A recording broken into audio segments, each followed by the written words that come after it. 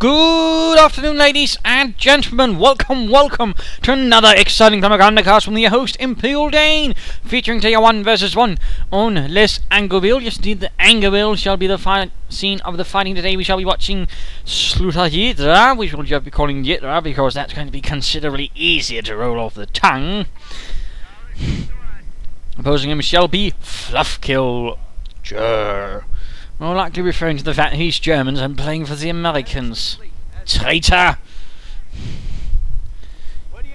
Anyways, Flufkill starting out with the 2 engineers up cheap on the way. We are seeing a Wehrmacht quarters 2 pioneers up here for Jiddra instead. Jiddra fighting for the Wehrmacht, fighting for the, I do not know, let's just say 17th SS, always a favourite, always easy to get in, and usually was also the sort of real armoured unit the Americans actually fought against in Normandy, and also the one that they fought.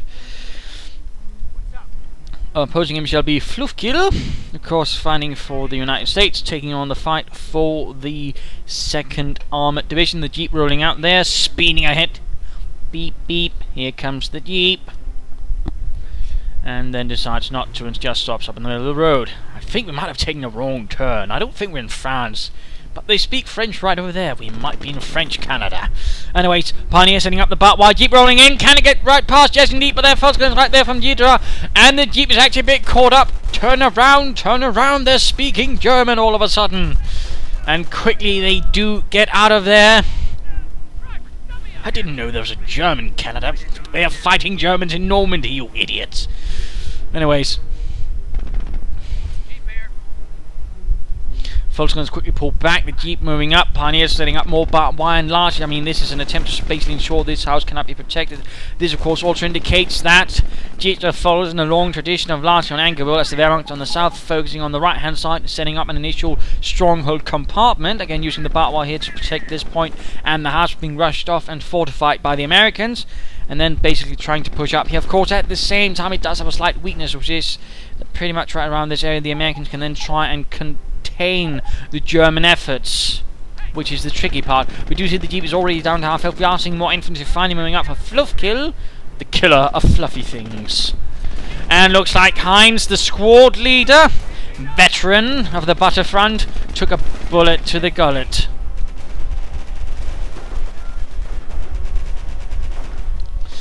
And the Butterfront, by the way, is what they called a posting in Denmark. Though I don't think they'd have any SS sergeants there. Oh well. Sounded nice. That was mostly why I called it that. But yeah. What they called Denmark. So yeah, you can figure out what sort of posting that was.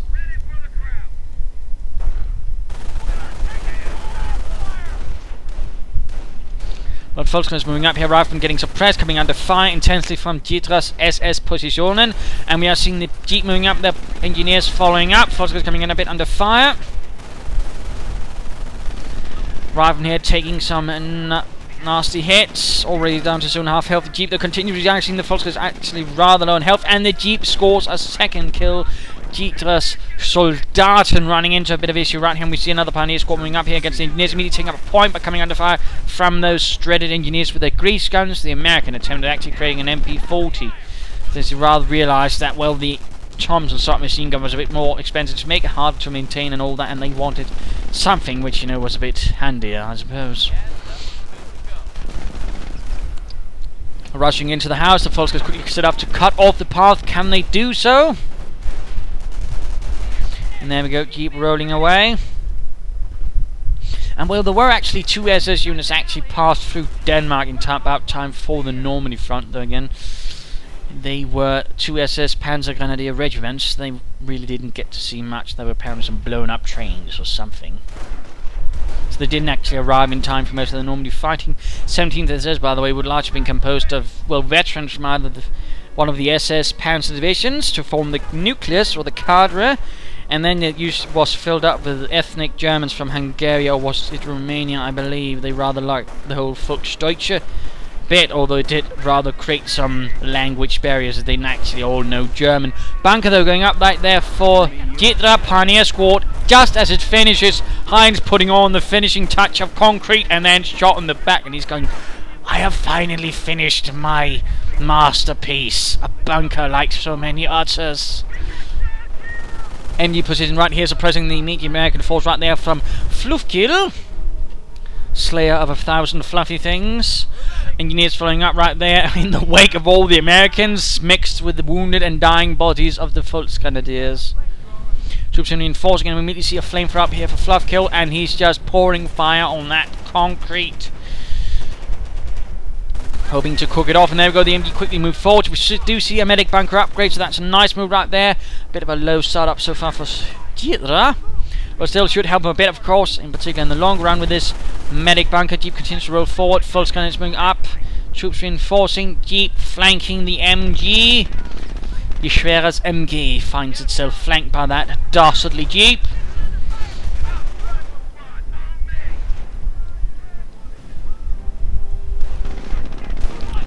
And now turns its sights once more on another Volksgrenadier squad and gets another kill. This Jeep is definitely a killer, though it should be careful or it will be killed. And the engineers get in the way. Oh, sorry, Governor. And there we go, Panzerfaust finishes it off, finally getting vengeance for all their brethren ended by its light air-cooled 30 caliber machine gun. SlutaJiddra pushing up once more. It's actually a pretty light tier 1 he's going for. 2 Volksgrenadier squads, an MG. That is an incredibly light initial tier so far. And we are in fact seeing here that Flufkill is immediately heading over for grenades, and he's getting BAR, so that's also very intense tier 1 versus a light tier 1. That is definitely quite the difference. And approaches, although we do now see SlutaJiddra actually getting some veterans up. So the Kampfkraft Center, so it could be he might be going for something extended, I don't know. It's definitely a bit interesting. Raven pushing up here, likely to get those BARs soon. Will he be able to time it off with a real big assault with just lots of Browning automatics pouring in, grenades being flung left and right, pineapple grenades, delivering that vital vitamin kaboom, so vital to the American soldiers' health, since of course it won't be them blowing up. And there we go, the MG42 nicely positioned. Also note here the position with sandbags and barbed wire positioned here by SlutaJiddra. Nice idea, you know, he might want to be on the right side of the sandbags though. Heinz, you know, I can't help but feel we're on the wrong side. You know, you might have a point, Helmut. Let's go back a bit further.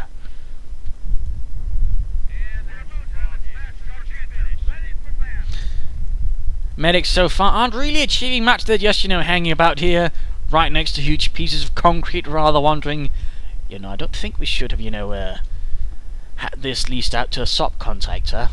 You'd think? Yeah, the Luftwaffe never was good at bunkers. Kriegbergs, they're going up right there. High munitions being secured. I mean, currently again, and this is, as I pointed out, the problem with this sort of studies is the Germans are very much likely to get severely penned in by a clever American player. That's so far what Flufkill has done. Of course, the other one is here, but of course, at the same time, if you do that, you're much more likely to get hit in the flanks because, again, it's much harder to close off a lot of the map. So in that sense, again, that's what a lot of players now favour this small compartment. They have something a bit more secure, and then they slowly drain the American player until they can gain the sufficient numbers and momentum to basically push out there. And we actually see a sniping out for SlutaJiddra. Also see a Kriegbergs up. We see the Ravnier getting a bit suppressed. We're seeing the sniper likely going to take off some shots. Already had taken one shot off, killing one American. Hey guys, don't leave me behind. One scream wounded American can be heard saying. You know, we could imagine him saying it. And there we go, having slightly pushed away the Americans, the sniper and the MG proves to be sufficient reason for concern, and they pull back, but now he's counter-attacking just as SlutaJiddra thinks it's all safe. He's moving forward, his MG, his Volksgrenadiers, and they're all wounded, they're not in a good condition. The MG crew needs to quickly set up, schnell, schnell! But no, it might not be enough, the riflemen just pour through everything. Opens up, but there's a grenade! MG crew is dead. Blown to bits, the Volksgrenadiers coming under intense fire as well. We're seeing the rest of SlutaJidra's forces retreating as Flufkill, bane of 1,000 bunnies, continues his advance. And there we go, we do see the medics picking up the wounded, and we're actually seeing here that Flufkill is not paying attention to the medics. For a man concerned with killing fluffy things, he seems to respect the Red Cross an awful lot.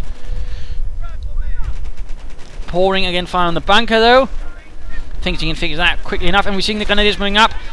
More seasoned veterans of the 17th SS, or at least the ones who actually got a bit more training. In fact, some parts of the division had only arrived a few weeks before Normandy for training, which was also definitely a problem. Another issue which actually plagued the division was it actually had a lot of infantry. It was in fact oversupplied with infantry, but on the other hand it was at quite low on NCOs, that is, you know, corporals and sergeants. Let's go look at Jiddra of the 17th SS. They're getting more grenadiers, one Panzerschreck equipped. He's clearly worried a bit about vehicles and armour. In fact, we're seeing Flufkill within the 10-minute mark already getting a tank depot up. So there's definitely reason for concern right there. Troops are reinforcing, the grenadiers continue to fire away. Panzerschreck almost close to exploding a poor American soldier, but fails in the attempt. Troops reinforcing down here should be ready to move up quickly. Of course, Veterans 1 will help Jiddra's infantry keep themselves a bit more above water, or at least less likely to get killed in one shot. Flufkill, though, is actually a bit low on infantry. He's got, what, 3 squads at the moment. He might want to do with a 4th, or for that matter, he might want to consider medic station then. Of course, we are seeing Jiddra's bunker up, going to help him a bit with that matter. Grenadiers immediately find themselves under attack from the riflemen. Sniper himself a shot. Poor Fridolin goes down. Grenade lobbed off, though. Bit too far, and thus ultimately fails. Though we might see another grenadier squad actually reformed right there for Jiddra. And interesting enough, we actually see here that Flufkill has not bothered recruiting the MG42, which could definitely be seen as a bit of a mistake, as that would really make it painful. And there we go, lots of grenades going off, and the sniper went down! Jiddra did not pay attention, he was lost to a grenade, and a Flufkill squad almost going down as well. Lots of wounded, they're right next to him, we're seeing grenades getting blocked back at the Americans, medics pulling in the wounded, doing their harsh and unrelenting duty of saving the lives of Germans or ethnic Germans. And there we go, grenadier squad reformed, giving Jiddra 3 squads of grenadiers, 2 Volksguns, and now we're seeing a mortar, a Granatenwerfer is being pushed forward to the front. And apparently these engineers are magicians, as they can actually fire through the concrete, or at least they're trying to burn through the hedgerows, more likely, which can actually happen, but it takes an awful lot of time. And we do see they give up the attempt, realizing there are better endeavors like trying to survive, which they also fail in succeeding in, much to their commander's chagrin. On the other hand, I mean, we see here that Flufkill continues to hold the map, but now finally having won out for a bit. We're seeing that Jiddra is once more on the move, though he's quick to spread out his troops a bit too uncomfortably much, making it easier for Flufkill to launch a local counterattack and immediately cause some casualties, and thus immediately forcing Jiddra back on the defense and within the defensive compartment. Then we do see a quick shift back to cover, and there we go, grenade rifle now caught out in the open. Stielgranate fails once more to actually do something. Bit of a shame, Flufkill need more. And there we go, the mortar round instead does the job, killing one poor Yank, suppressing the rest, making the job considerably easier for the grenadiers. You know, they should be careful they don't get hit by further mortar rounds as they're falling down. Another rifle moving up, and these grenadiers definitely need to consider relocating their positions to somewhere less exposed. At the same time, tank depot finally... Oh, Sherman on the way, and as we're noting right here, Jiddra's only got a single Panzerschreck to actually halt such a behemoth of steel from some local chapter factory from the Midwest. As the Shermans were actually produced in those, I believe. Grenade here going off. Grenades, in fact, being exchanged left and right. All grenades, though, fail to actually achieve anything except a few pretty explosions. Another grenadier squad reformed, giving him 4 squads of grenadiers, for those are not going to cut it against a Sherman. 50 caliber has been upgraded as well. Grenadiers continue to hold, and we finally see the MG getting recruited here, but these grenadiers need to get out of there. Their retreat path is exposed. It looks like they're getting out of the grenadier squad with a Panzerschreck. Oh dear, could go down. Artillery going down on the bunker, which has been repaired. Panzerschreck grenadiers. Oh, they manage it. The lucky bastards manage it. In the meanwhile, the riflemen just continue streaming up, and we're seeing a total collapse of Jiddra's front line and his compartment. The place where he thought he was safe is no longer safe. He's now been completely, utterly pushed back. We are seeing him taking up, but it's a bit too late. He needs a Panzerabwehrkanone 38 up as soon as possible to pour armor-piercing rounds up the tailpipe of that Sherman tank. And oh, the Whole mounted machine gun quickly saw off that poor devil of a pioneer. I don't even think he's alive. Flufkill has managed some light successes, and we do see that Jiddra immediately shifts position over towards the west to take some territory away there, and currently its calls are very open, so that would all force Flufkill to actually shift some forces away from there, which could also make it easier for him to counterattack and gain some success on the right hand side again. But that's going to be quick. Schnell. The Fatherland depends on you. We're immediately seeing that Flufkill is actually going to follow up with what could be another Sherman, a second Sherman. Sherman Part 2. The Americans are capturing a sector. All a bit quiet. Grenadiers and MGs securing. One Grenadier squad being very cheeky, foraging far ahead.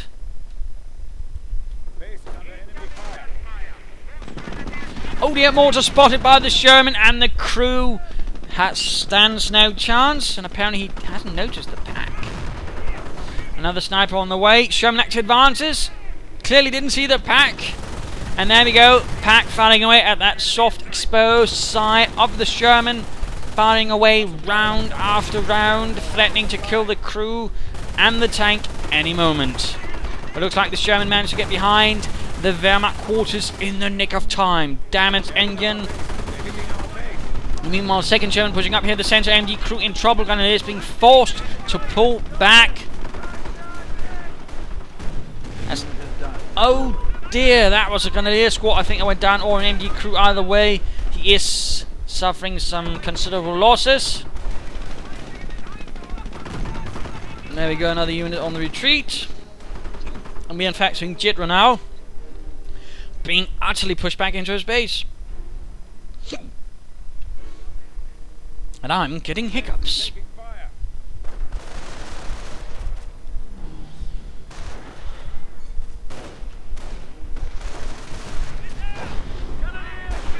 And Grenadiers quickly sorting out the situation. Another unit went down. Oh dear, that was the false Grenadiers. The Sherman just tears through them. 11 kills already.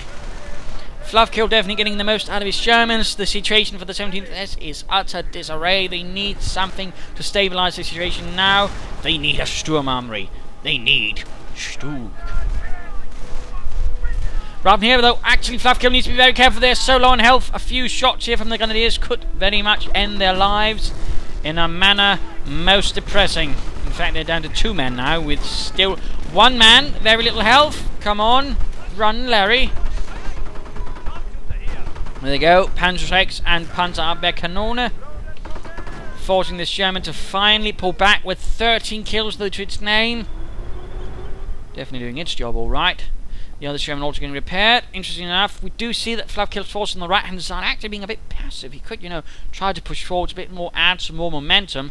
In fact, there's a small gap there which you could try and actually enlarge with the Sherman, allowing him to actually move straight into the base of Jiddra. In fact, he could even steal that mortar. That would be bad news for Jiddra. But a second Panzerabwehrkanone on the way. Grenadiers going to force the veterans, 2 on the way for the infantry. That's definitely going to help. Pack going to support further offensives in the west. As Jiddra once more gains composure and moves forward. And there we go, the Sherman's on the move. Again, break through this, and he's pretty much going to allow any of his future infantry to move straight into the base of Jiddra.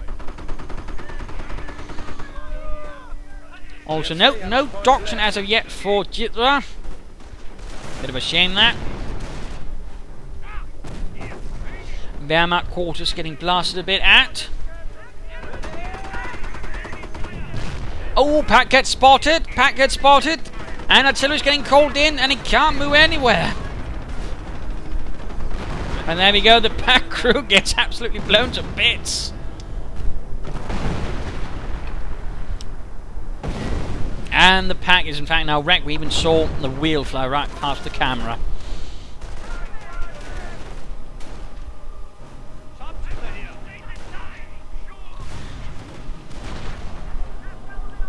And Sherman once more moves forward. Looks like that was a new Sherman. The previous one actually went down. A tragic situation right there for Flufkill. Our base is under attack.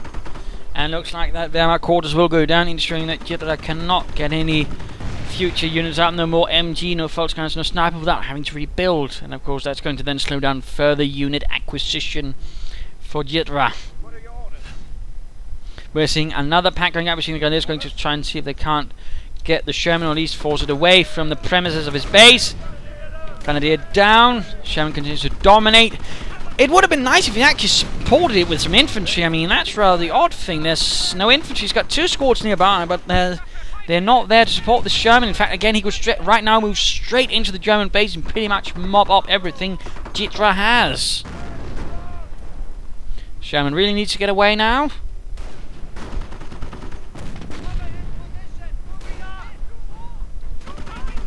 Come on, Sherman. Move. And looks like here that Flufkill got a bit too greedy, overextended, did not properly support, and lost a Sherman in a most silly manner. Let's go return back to Flufkill of the 2nd Armoured. Sherman rolling back. Supply yard, all that good. No medic station, though I would have liked to see that. Also, what I would like to see, I mean, he's gone infantry, but we are not seeing a single mine down from his rifle or anything. I mean, that's actually a considerable mistake here being committed by Flufkill. He's not preparing for a German counterattack. He's not mining, no tank traps, no barbed wire or anything. That's actually a large mistake there by Flufkill. He's not going to make it harder for the German player to counter, and you should always aim towards doing that. So right there we are in fact seeing a bit of a blunder there from Flufkill's side. And there we go, we're seeing a full-on assault going in from here. There's no support from, say, here, sneaking in some troops from there and then trying to hit this entire force on the side. Sherman following up in the wake of the infantry, nicely down there, nice assault. Having an infantry spot any nasties first, allowing the Sherman to clear them out from further away. Oh! Rifleman squad almost down, BAR dropped. Sherman taking rather heavy fire, and this Volksgrenadier is the luckiest Volksgrenadier ever to live, since he didn't get crushed beneath the Sherman. And then he seems to challenge that luck as he tries to actually hunt it down. Another Sherman out. Flufkill is at least consistent in getting more Shermans out. Still no Sturmarmory from Jiddra, who's instead currently repairing his Kampfkraft sensor, which seems to have the remainders of the wrecked pack on top. Helmut, how did that get there? Sergeant, Don't try to think about it. It's time to shred some crowds. No, why there's skull bits in the Kampfkraft sensor's back. Basically, don't think about anything.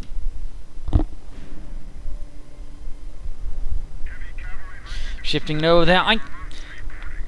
I'm not a huge supporter again of splitting up your Shermans. Just rather try, to clump them up, strike with one force. And that's definitely an odd move. I'm not entirely sure how to actually classify that one. My best guess, that's pretty much hubris. He's just thinking, well, I've already got this. Might as well, not bother with returning my troops back to the base and just place the howitzers as close as possible. I mean, of course, it's also more accurate the closer it is to the enemy base, but I mean, this one actually has me a bit curious.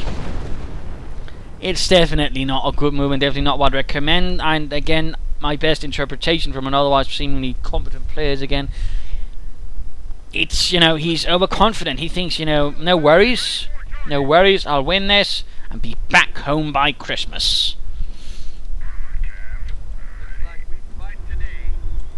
Sending in the Sherman again, there's an infantry support. Again, I mean, he's knocked out all infantry defenders now. In fact, infantry could walk straight into the base of Jiddra, and he's just sending in the Sherman alone. That's definitely, again, another mistake.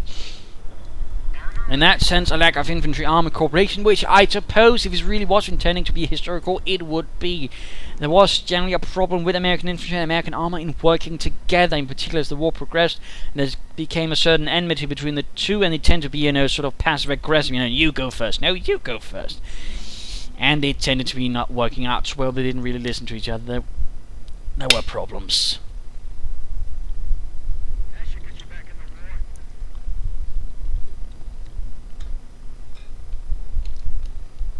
So that is something to remember. Ready to fight. Sniper firing away.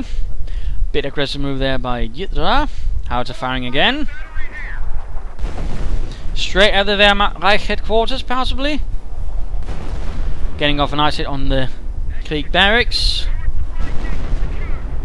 Another nice hit there, and time for the mid-game analysis. Current situation is, Flufkill holds most of the map. Flufkill, bane of all that which bears fluff, harbinger of unfluffiness, is rather dominating most of the map, but at the same time he's going to be trouble holding, and he's actually kind of being passive. He could easily, for example, now march up here and take most of the map, and he's also failing to defend what he has. He's failing to prepare defenses, barricades, obstacles against no mines, but wide tank traps, sandbags. Get those down. In particular, when you're holding most of the map, you should always be the one preparing to defend. Always. Don't assume your opponent is just going to do nothing. Always. Take no chances. And again, this one is definitely a matter of hubris. Again, I'll just stick it at that. But push up here, mine here, also mine here, and he's largely going to be safe. On the other hand, for Jiddra, he needs to launch one well-concerted assault right here, I think, and push through, doing as much damage, push as far as possible, and then again, mine what he can, then hold, and that way, possibly get some Stooks now that he does have the Sturm army, but he needs to push, and this would definitely be the primary target, since that's currently where the enemy's artillery is.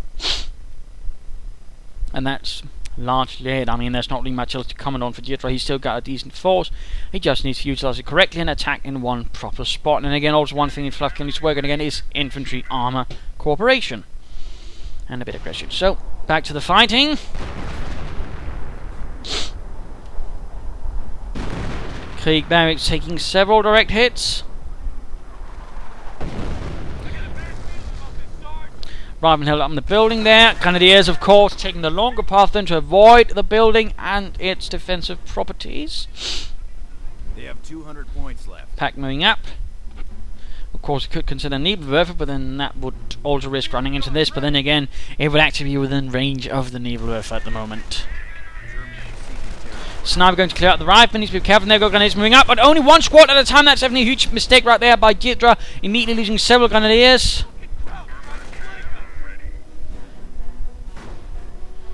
And looks like Jiddra is going to slowly but surely deal with the building here. Pack and sniper fire. And it's going to push up there in the wake of it. Going to take a bit of fire there. Got grenade going in. The rifleman engineer getting into the house as well. Quickly getting out of the house again, realizing it is a death trap. Can he get the howitzer to fire? Not likely, and there we go, the rifleman pushed away. There's no support, and we're finally seeing some move, but he's not diverting forces over there, and again, that's a bit the problem again when he's currently how he's blending up his troops. There we go, Sherman down, and he has a howitzer, which can actually be taken away by the Germans and be used against him. That's bad news.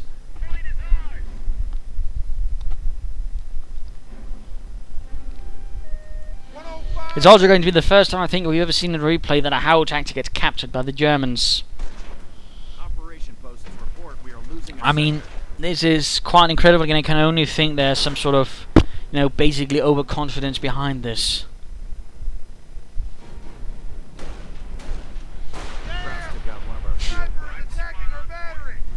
And there we go. We're losing ground out there.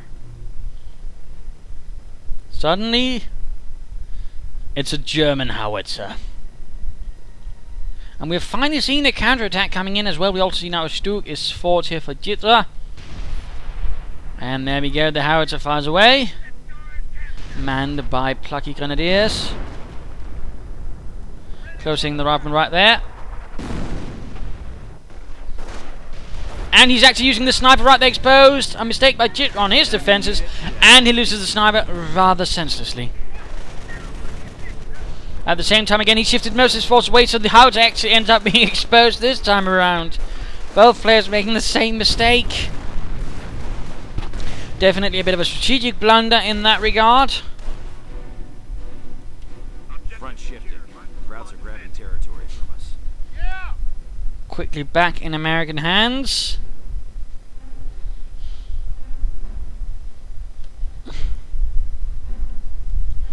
Mortar, though, has been recruited here by Jiddra. Like we're going to be seeing artillery being sent in the direction of here. Oh no, he actually sent it here, I believe, killing some unfortunate squad. Mortar there has pulled forward and in fact begin bombarding the howitzer. And Sherman's also been upgunned. It has been upgunned, but it won't be able to do much against the packs. And there we go, that is the howitzer being bombarded slowly but surely by the mortar crew. And there we go. Mortar crew down very quickly to a counter-artillery attack from the mortar. Definitely also a rare scenario. Our fuel point is being taken by the enemy. Also note here how much munitions he has. I believe would actually call down artillery right here and just devastate Jiddra's forces. But he's actually not doing it. And now it's, by the way, too late. And of course the Sherman is in a bit of trouble. They're going to need to get away before the pack and Panzer finish it off. Come on, Flufkill. Engineer squad lost. Flufkill suffering some nasty losses in the process. And the Grenadier squad slightly forgotten, loses men, down to one man, very much on the run. Second Sturmgeschütz out for Jiddra. Reinforcements available. Enemy has 100 points and counting down.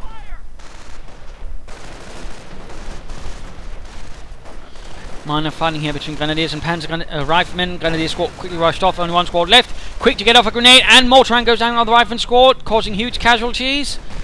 Causing a full retreat right there. And there we go, Sturmgeschütz rolling up to help fortify the front line. That's good. And we also note here that Jiddra is actually very, very low on victory points. In fact, if he was just to take up a simple, more defensive posture, he could probably just win the war by VPs. That is victory points.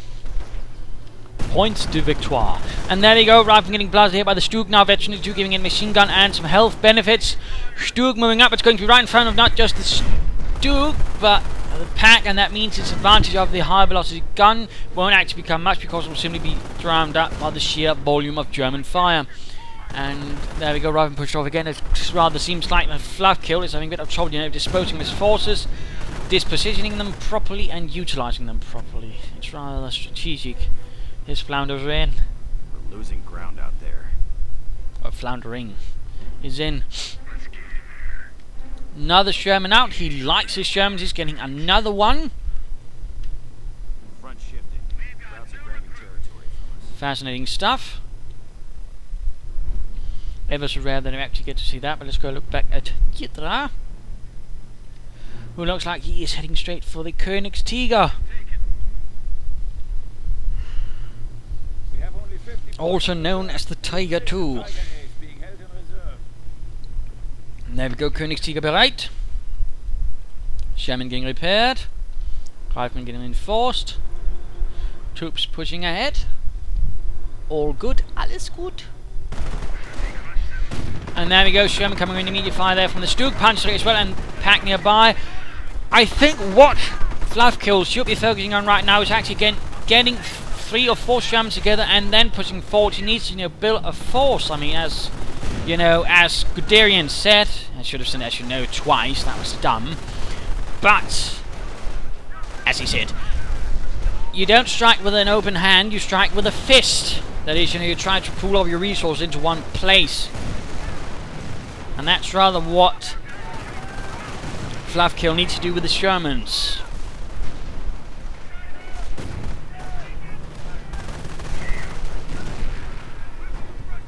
Clots from Nick Klickern, that sort of thing. And instead, what he's doing is that sort of, spreading out too far, they can't do much. And that is definitely to the advantage of Jiddra, in particular with his packs and the way he sort of dispositions force. And there we go, another Sherman down. It's just not good armor tactics that Flufkill is actually applying. But we are seeing continued fighting here for the victory point, continuing to hope to drain out Jiddra and end the fight that way. Sherman moves up and again, right in front of the pack,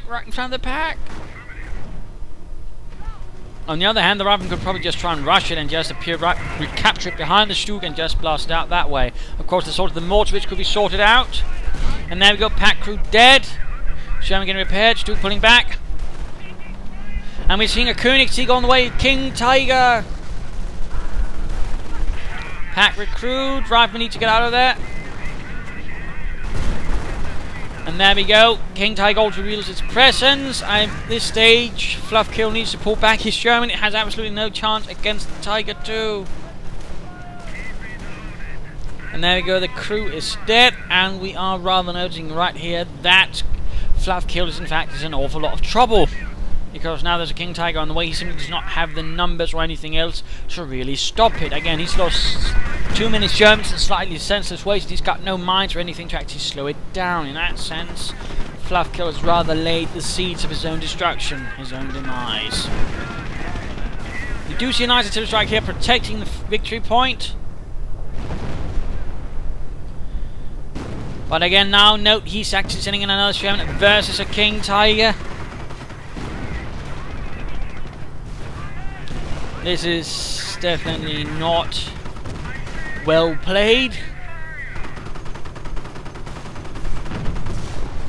Which is quite sad, as I mean, he wasn't, completely rubbish most of the game, but again, he fell into that pit, which a lot of Americans players do tend to stumble in pit, and that's when they actually have to defend, and also how to use their tanks.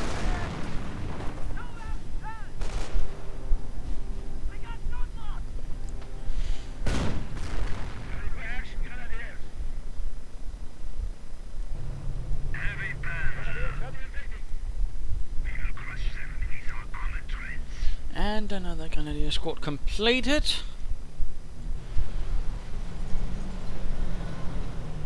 And we're seeing a large infantry force moving out there for Flufkill. He might want to consider just getting a lot of tank destroyers now. Just try to hit it with those kind of numbers. Rangers have now been added. Interesting move to add Rangers right now. He's still holding 2 victory points, in fact down to 21 points for Jiddra. Can he take it? In fact he can, because, well, Flufkill's not protecting that victory point. Taking nasty losses in an attempt to overcome the King Tiger. Bleeding out more than he actually does in damage. 17 points here for Jiddra. Again, forgetting at this point now, we also see a Grenadier escort with an MG42 holding the line.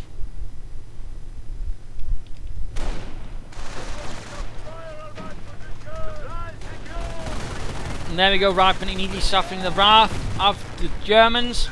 Grenade goes off. Oh, getting one of them. And nothing more than that. More on the way for Flufkill. I'll just speed things up. Just a wee bit.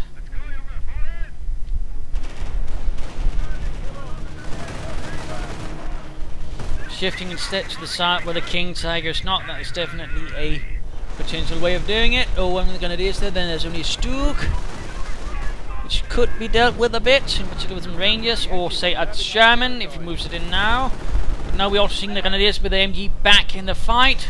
Could take up position on the other side of the road and begin pouring fire down upon the unsuspecting Yankees.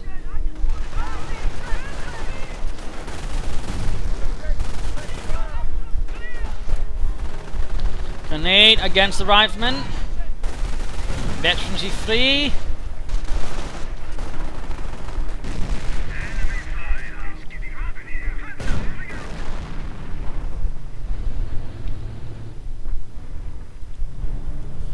And I'm not entirely sure why he insists on doing that bit. I think he was now trying to call in artillery on the King Tiger, but again, a bit of a vain effort. Clearly not well thought out by Jiddra. Another shame there. I mean, Flufkill, another shame, another shame. And again, another pushing out. It rather seems like just Flufkill, this bit is spent again, is slightly overall poor strategies, has rather left him crippled.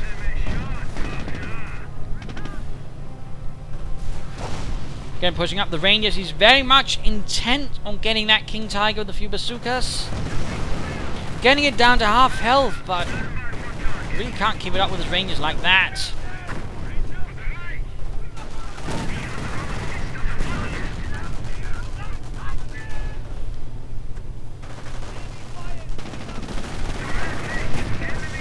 Rangers need to get out of there. 16 points left for Jiddra. Can Flufkill pull a victory out of the hat? I mean, it really is his only chance. That is the victory point victory. Somehow. He could try to sneak in some behind him, take the point there while taking the point here. We'll see. Speeding things up a bit again.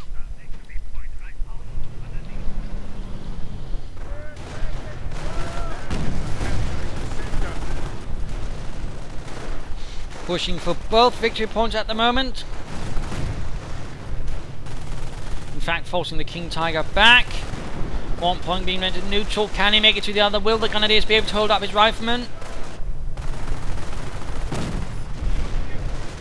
One victory point has been secured. Can the Americans get there? There we go. One Grenadier squad down. Stu needs to be pulled up. He also needs to spread out his riflemen in case a propaganda war goes off. He knows his opponent uses them. Spread out, Flufkill.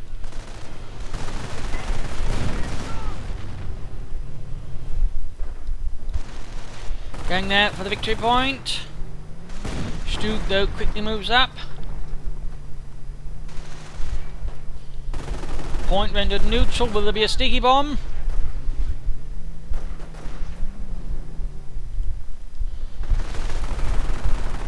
Barely any units left, by the way. Barely any units left. No sticky bombs. Groundy's not got a lot of munitions left to do so anyways.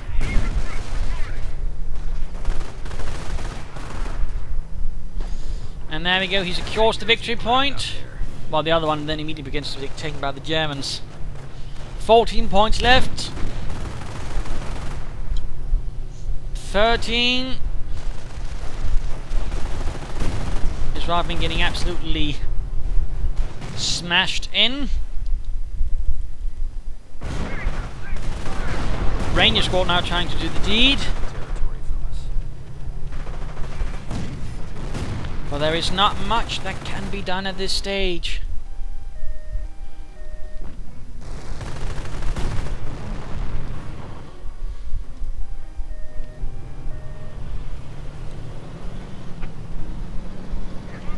Observation posts report we are losing a sector. Supply line. Speeding things up a bit again. As Flufkill is now pretty much combat ineffective. Winning the battle. Get back in the fight. Now that does not mean he gives up. He loses rifleman squad. Tries the thing up here. Already one rifleman squad pushed away.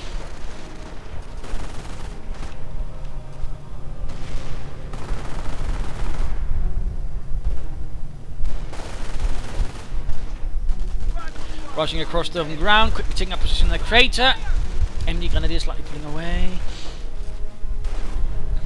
Losing a victory point. We are losing a victory point. And counter-attacking, and there we go. Flufkill away, and GG from him. And in fact, I'll just stop here simply because he continues on despite having said GG. And trust me, there's nothing even slightly remotely possible for him to come back from. So there you go. A 1 versus 1. We saw a good early American aggressive play, but again we saw the point where a lot of American players didn't stumble, that is how to hold all of that.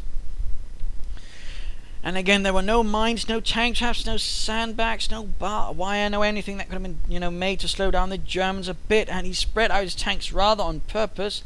And there was the Howards, which was just completely daft. But again, it was the Shermans. Again, the way he just split them up and sent them in without support. Had he supported them with infantry, again, there were plenty of opportunities where he could have delivered a killing blow to Jiddra and finished the game there and then. But it didn't happen. Instead, he allowed Jiddra to build up his forces. He really laid down little opposition, and Jiddra was basically able to come back from the brink of defeat and pretty much just punch Flufkill in the face. So there you go again, a lesson, defending what you have when you actually hold most of the map, and again, how not to use your armor. So there you go. Hope you enjoyed this match. Hope you learned something from it. If you did, why not subscribe, tell your friends. If you didn't, well, why not send a replay of your own, provide some feedback in the comments. This is Imperial Dane saying cheers.